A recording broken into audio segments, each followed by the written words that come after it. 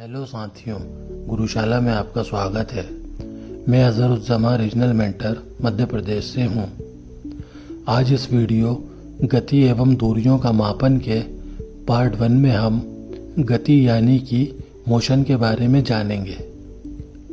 Sir Isaac Newton England के वैज्ञानिक थे। इन्हें भौतिक विज्ञान का जनक कहा जाता है। इन्होंने प्रसिद्ध गुरुत्वाकर्षण बल की खोज की। न्यूटन ने अपने समय में प्रचलित गति के विचारों का सामान्यवय करते हुए गति के व्यापक सिद्धांत को प्रतिपादित किया। यदि कोई वस्तु अन्य वस्तुओं की तुलना में समय के सापेक्ष में स्थान परिवर्तित करती है तो वस्तु की इस अवस्था को हम गति या मोशन कहते हैं।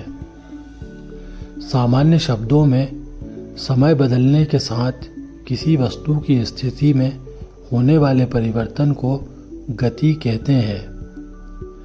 मान लीजिए कि आप सड़क पर किसी बस को देख रहे हैं जो किसी खास बिंदु पर है। 5 मिनट बाद बस किसी दूसरे बिंदु पर नजर आती है। ऐसी स्थिति में आप कह सकते हैं कि बस गति कर रही है। अब हम गति के कुछ प्रमुख प्रकारों के बारे में समझेंगे। नंबर 1, वर्तुल गति।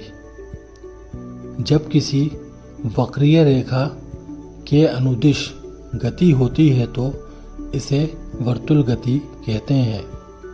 जैसे किसी मोड़ पर कार की गति। नंबर 2, आवर्ती गति। जब गति एक निश्चित समय पर बार बार दोहराई जाती है तो इसे आवर्ती गति कहते हैं। उदाहरण, घड़ी के पेंडुलम की गति। नंबर 3, चक्रीय गति। जब किसी वृत्तीय पथ पर गति होती है तो इसे चक्रीय गति कहते हैं। उदाहरण, अपनी कक्षा में घूमता हुआ कोई उपग्रह। नंबर 4, घूर्णन। जब कोई वस्तु किसी अक्ष पर घूमती है तो ऐसी गति को घूर्णन कहते हैं। उदाहरण, पृथ्वी का अपने अक्ष पर घूमना।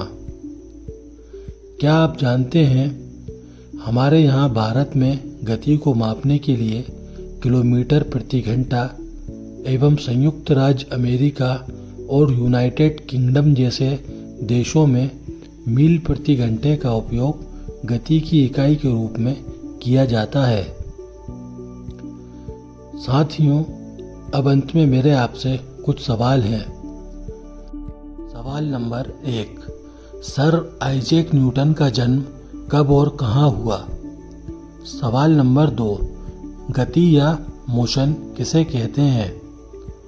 सवाल नंबर 3, मुख्यतः गति के कितने प्रकार हैं? सवाल नंबर 4, भारत में गति को मापने के लिए किस इकाई का उपयोग किया जाता है? साथियों, आज के लिए इतना ही। फिर मिलेंगे हमारी अगली वीडियो के साथ। तब तक के लिए धन्यवाद।